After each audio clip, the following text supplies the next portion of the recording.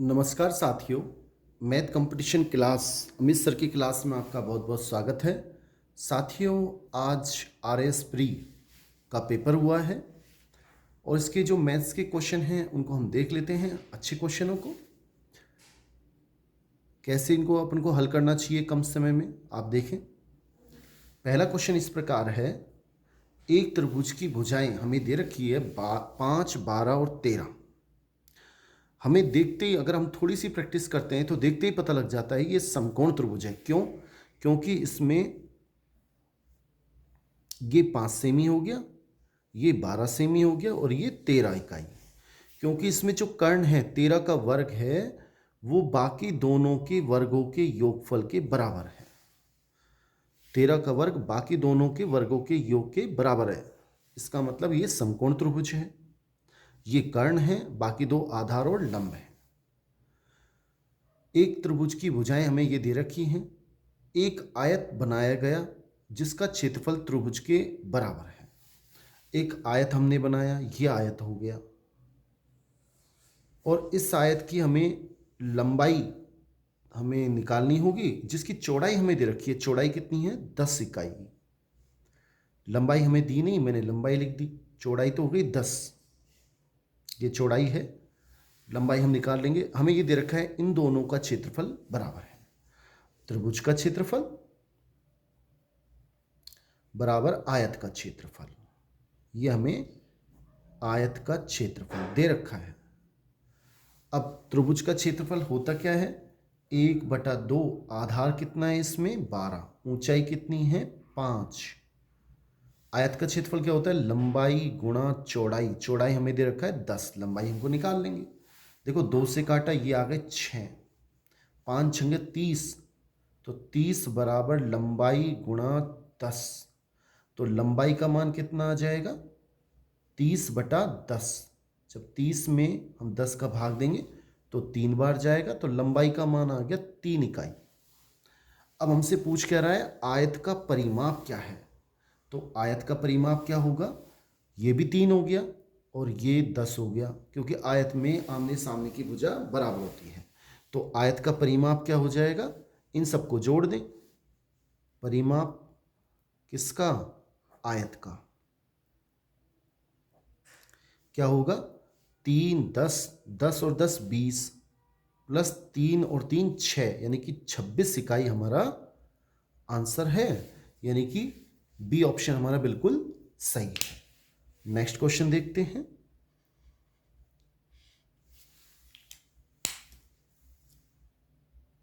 साथियों, next question है, निम्न श्रेणी का अगला पद क्या है? ये शानदार रीजनिंग का क्वेश्चन है। हालांकि मैं मैथ से हूं, फिर भी इस क्वेश्चन को मैं करा देता हूं रीजनिंग को, कि 2, 12, 36, 80 और 150 का अगला पद क्या होगा? आप ध्यान से देखें। अगर मैं एक का स्क्वायर और एक का क्यूब करूं तो इसका मान क्या आएगा? एक का स्क्वायर होता है 1 और एक का क्यूब होता है 1, यह आएगा 2। पहला पद आ गया। अगर हम 2 का स्क्वायर और 2 का क्यूब करें तो कितना आएगा? 2 का स्क्वायर होता है 4 और 2 का क्यूब होता है 8, यानी कि 12। 4 और 8 12, ये दूसरा पद आ गया। 3 का क्यूब करें, सॉरी 3 का स्क्वायर और 3 का क्यूब, स्क्वायर आएगा 9 और क्यूब आएगा 27, यानी कि 36, ये हमारा तीसरा पद आ गया।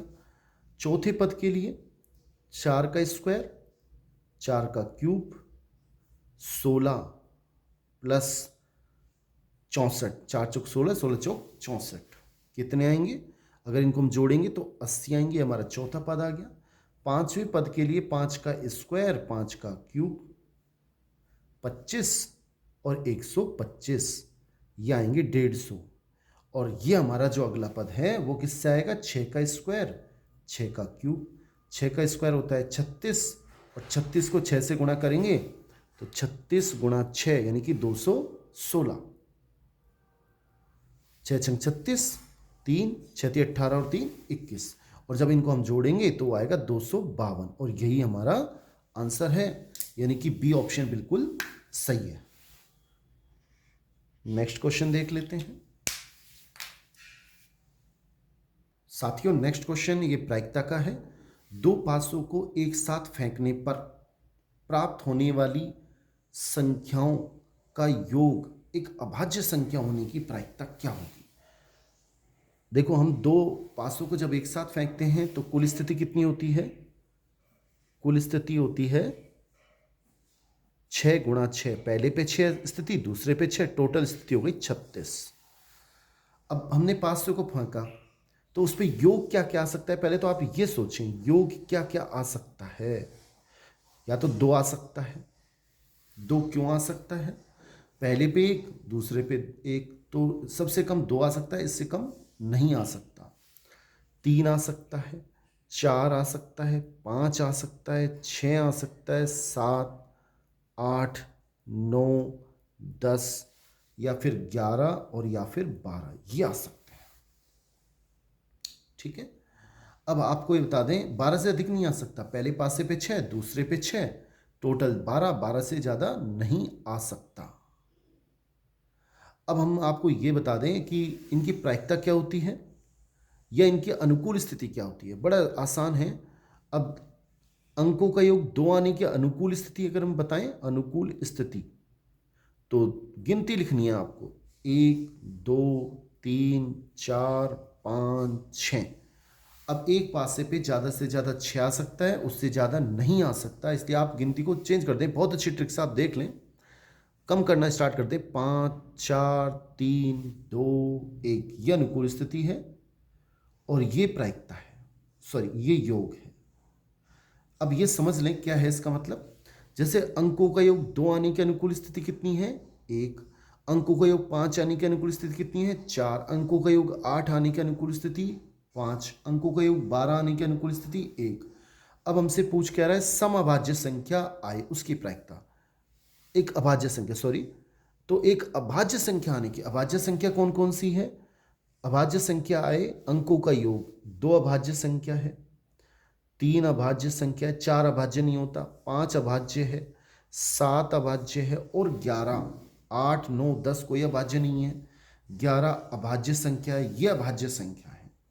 अब इनकी अनुकूल स्थिति कितनी हो गई उनको जोड़ लेते हैं। 1 ये अनुकूल स्थिति इसकी, 2 इसकी अनुकूल स्थिति, 4 इसकी अनुकूल स्थिति 5 की, और 7 की अनुकूल स्थिति 6 और 11 की 2। अगर इन सबको जोड़ें तो 10 और 5 15, 15 हमारी अभाज्य संख्या आने की अनुकूल स्थिति हैं। तो प्रायिकता क्या हो जाएगी? 15 बटा टोटल 36, अनुकूल स्थिति बटा कुल स्थिति। अगर इसको काटें 3 से, 3 5 15 और 3 एकम 3, 3 दूनी 6, 12 बार कटेगा, यानी कि 5 बटा 12 हमारा बिल्कुल सही आंसर है। सी ऑप्शन बिल्कुल सही है। इस क्वेश्चन से हम कई चीज़ें सीखें। अगर हमसे पूछ ले अंकों का योग 8 आने की प्रायिकता, सीधा आंसर दें अनुकूल स्थिति 5 बटा 36, 5 बटा 36। इससे हम अनुकूल स्थिति हमें पता है तो 36 का भाग देके हम किसी की भी प्रायिकता ज्ञात कर सकते हैं। नेक्स्ट क्वेश्चन देख ले साथियों। नेक्स्ट क्वेश्चन है 100 प्रेक्षणों का माध्य 49 है। बाद में पता चला कि 40, 20 और 50 के रूप में लिए गए प्रेक्षण वास्तव में 60, 70 और 80 थे। मतलब सही तो क्या थे? हमें जोड़ने क्या थे? 60, ये 60, 70 और 80 ये सही थे, और गलत क्या है? 40, 20 और 50 ये गलत थे। तो इनको जोड़, एक बार फिर सुने। 100 प्रेक्षणों का माध्य, देखो माध्य कैसे निकालते हैं? 100 प्रेक्षण हैं, उनका माध्य कैसे निकालेंगे? या 100 प्रेक्षणों का माध्य निकालने का सूत्र होता है राशियों का योग बटा राशियों की संख्या। तो योग में अगर 100 का माध्य 49 है तो योग कितना आएगा इनका? इन सभी का प्रेक्षणों का टोटल आएगा 4900। लेकिन अब योग ये सही नहीं है, ये हमने इसके अनुसार सही है, इसके लिए अनुसार लिया है, और वास्तव में तो सही संख्या ये हैं। जुड़नी तो ये चाहिए थी और जोड़ दी हमने ये। अगर ये जोड़ी तो 4900 आया। अब हम देखते हैं कितना का अंतर और आएगा वापस। अब ये सही है और ये गलत है। सही क्या है? इनका टोटल करें 80 और 60 140 और 70 210 माइनस इनका टोटल करें 90 और 20 110 यानी कि 100 अधिक आने चाहिए थे। इनका योग 100 अधिक आएगा क्योंकि ये संख्या सही है, ये गलत है, हमने गलती से सही इनके स्थान पे ये लिख दिया। तो हम इस जो टोटल हमारा 100 कम आ रहा है उसमें और जोड़ देते हैं। तो जब 100 जोड़ देंगे तो अब टोटल सही आ जाएगा 5000। तो माध्य क्या हो जाएगा, राशियों का योग मतलब 5000 बटा राशियों की संख्या कितनी है 100। 2 जीरो से 2 जीरो कट गया, 50 हमारा माध्य बिल्कुल सही है। सही माध्य क्या है 50, यानी सी ऑप्शन बिल्कुल ठीक है। नेक्स्ट क्वेश्चन देख लेते हैं साथियों। ये हमारा क्रमचय का क्वेश्चन है और बहुत ही शानदार क्वेश्चन है। वर्णमाला के 10 अलग अलग अक्षर दिए गए, कोई भी 10 अक्षर हमें दे दिए, ए से लेकर ए बी सी डी जो भी है कोई से भी दे दिए। इन दिए गए अक्षरों से 5 अक्षर वाले, देखो A B C D E F G H कितने हो गए 1 2 3 4 5 6 7 8, आई और J, A B C D E F G H I और जे कितने अक्षर हो गए 1 2 3 4 5 6 7 8 9 10। वर्णमाला की, मैंने तो अंग्रेजी वर्णमाला के ले लिया, आप वैसे भी ले सकते हैं, कोई भी लेने कोई दिक्कत नहीं। वर्णमाला के 10 अलग अलग अक्षर दिए गए। इन दिए गए अक्षरों से 5 अक्षर वाले शब्द बनाने हैं। 5 अक्षर, ये 5 अक्षर हो गए 1 2 3 4 5, 5 अक्षर वाले हमें शब्द बनाए गए। तो कैसे, कितने, कुल स्थिति क्या मतलब इन शब्दों से 10 अक्षरों से 5 अक्षर वाले, 10 हमें टोटल अक्षर हैं, इनसे 10 अक्षरों से और 5 अक्षर वाले हमें शब्द बनाने हैं। तो कुल शब्दों की संख्या क्या होगी, कुल शब्दों की संख्या वो क्या होगी भाई, यहां पे कितने तरीके से लिख सकते हैं 10 तरीके से, कोई सा भी शब्द लिख सकते हैं हम यहां पे कुल शब्दों की संख्या निकाल रखे हैं। अब कोई रिपीट हो तो होने दो सबको, तो यहां कितने 10 तरीके से लिख सकते हैं, कोई सी भी संख्या लिख सकते हैं। और यहां पे वह भी 10, अगर हमने यहां पे ए लिख दिया तो दोबारा भी ए लिख सकते हैं, कुल शब्दों की संख्या। फिर यहां भी 10 तरीके से कोई सा भी शब्द लें, यहां भी 10 तरीके से कोई सा भी शब्द लें, यहां भी 10 तरीके से, तो कितना आएगा 1 1 2 3 4 5 जीरो, गुणा करेंगे सबको गुणा करेंगे तो कितने आएंगे 5 जीरो, 1 2 3 4 5, भाई 10 इंटू 10 इंटू ऐसे हम गुणा कर लेंगे तो ये आ जाएगा इकाई, दहाई, सैकड़ा, हजार, 10,000, लाख, 1 लाख शब्दों की संख्या होगी। अब हमें करना क्या है, उन शब्दों की संख्या बताओ जिनमें कम से कम एक अक्षर दोहराया गया हो। हमें उन शब्दों की संख्या बतानी है जिनमें कम से कम एक शब्द दोहराया गया हो। देखो कई बार क्या होता है, ऐसा भी हो सकता है हम कई अक्षर ऐसे हैं जिनमें एक भी बार भी कोई शब्द नहीं दोहराया गया, हम उनको निकाल लेते हैं पहले। उन शब्दों की संख्या, उन शब्दों की संख्या जिनमें कोई भी अक्षर नहीं दोहराया गया, वो कितने होंगे 5, वही हमें 5 बनाने हैं। 5 अक्षरों से एक शब्द बनाना है, 5 अक्षरों से एक शब्द बनाना है, और उसमें हम वो शब्दों की संख्या कह रहे हैं, ऐसे कितने शब्द होंगे जिनमें कोई भी अक्षर रिपीट नहीं किया गया। ऐसे देखो यहाँ पे कितने तरीके से ले सकते हैं 10 तरीके से। अब जो हमने अक्षर ले लिया उसे दोबारा नहीं लेना, तो कितने बचे 9, फिर अगला 8, फिर 7, फिर 6, और इन सबको हम गुणा कर लेंगे। और जब हम गुणा, अब हमको पूछ क्या रहा है, ऐसे शब्द बताओ जिनमें कम से कम एक अक्षर दोहराया गया, बाकी जो बचे उनमें कम से कम एक शब्द दोहराया गया। ये हमने वो सारे आ गए जिनमें कोई सब अक्षर नहीं दोहराया गया। तो उन शब्दों की संख्या जिनमें कम से कम एक अक्षर रिपीट है, वो क्या होंगे, दोहराया गया है, वो क्या होंगे कि इनमें से इनको गुणा करके जो अपने 10 इंटू जो हमने निकाले हैं 1,00,000 में से इनको सबको गुणा करेंगे 10 इंटू 9 इंटू 8 इंटू 7 इंटू 6 और इन सबको गुणा करके 1,00,000 में से हम घटा देंगे। ठीक है, और घटाएंगे तो हमारे पास आप निकाल के देख लें 69,760 अक्षर ऐसे बनेंगे और यही हमारा सही आंसर है। ये ऑप्शन बिल्कुल ठीक है।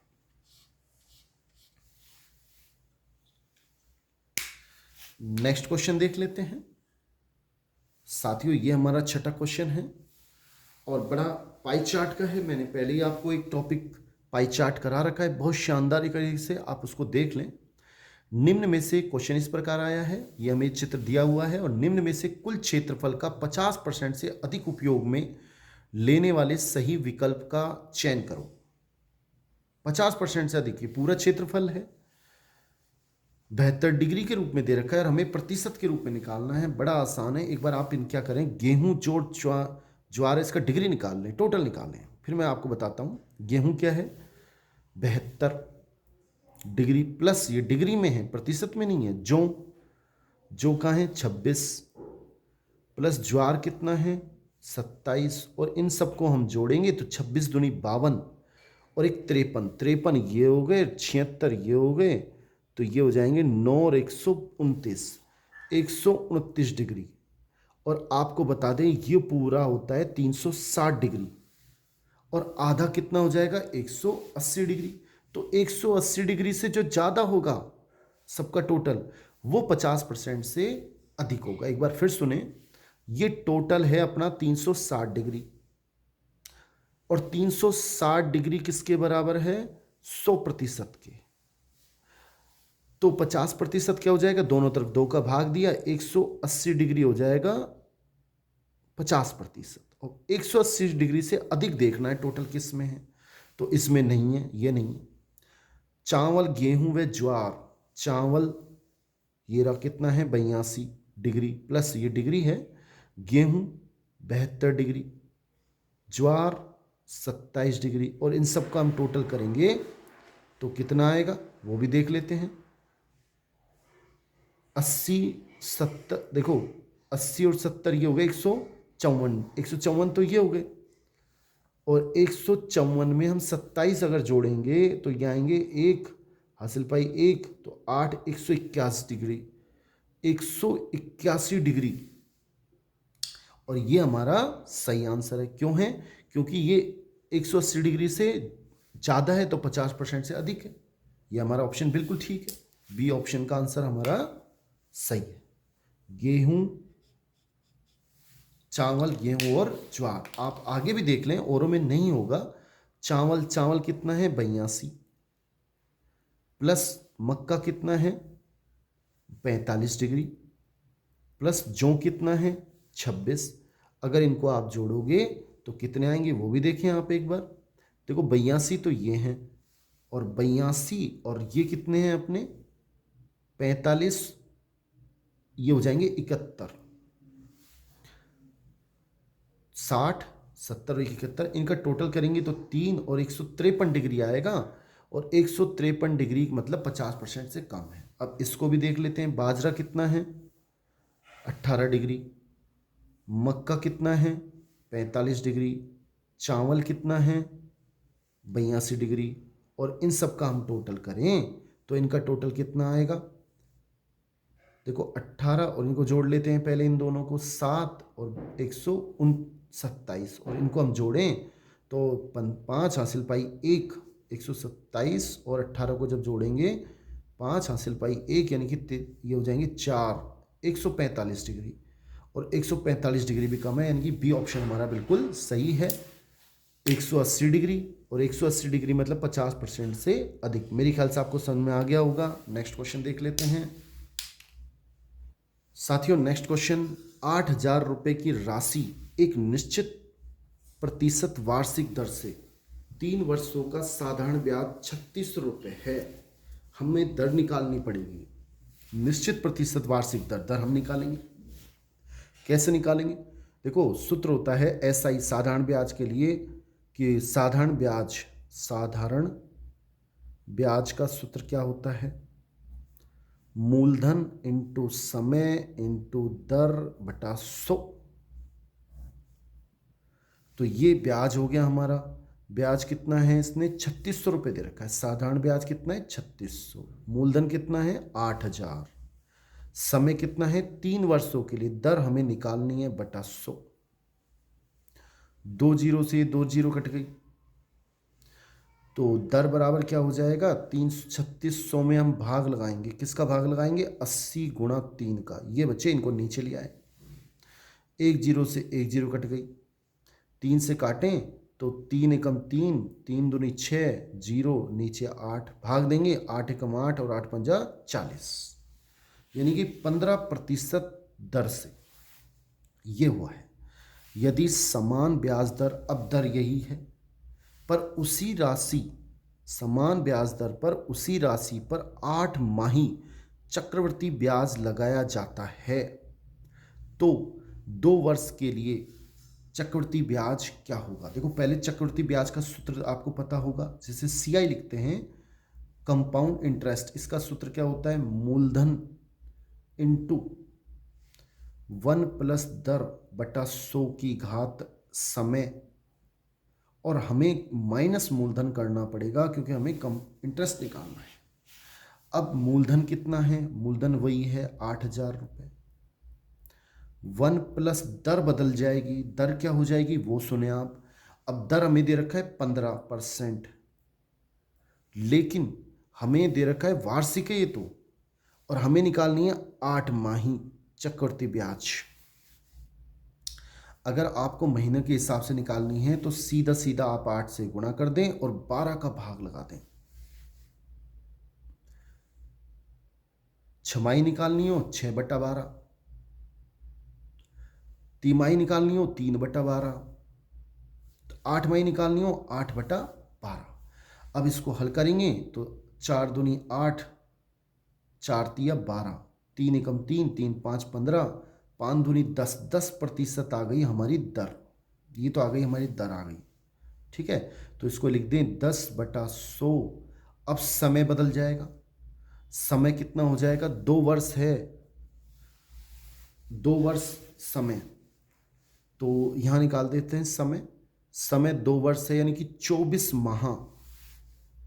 और हम सीधा सीधा क्या करेंगे भाई? 8 का भाग देंगे। किसका भाग देंगे इसमें? 8 का। यानी 8 के कितने हिस्से हुए? 3, 8 तिया 24। सीधा सीधा आसान तरीका है। अगर वर्ष में दिया है तो आप यहाँ पे अगर 8/12 से गुणा किया है तो 12/8 कर दें। फिर सुने, आपको समझाने के लिए बता देता हूँ। अगर 2 वर्ष है तो आप अगर यहाँ 8/12 किया है तो उल्टा करना है, 12/8।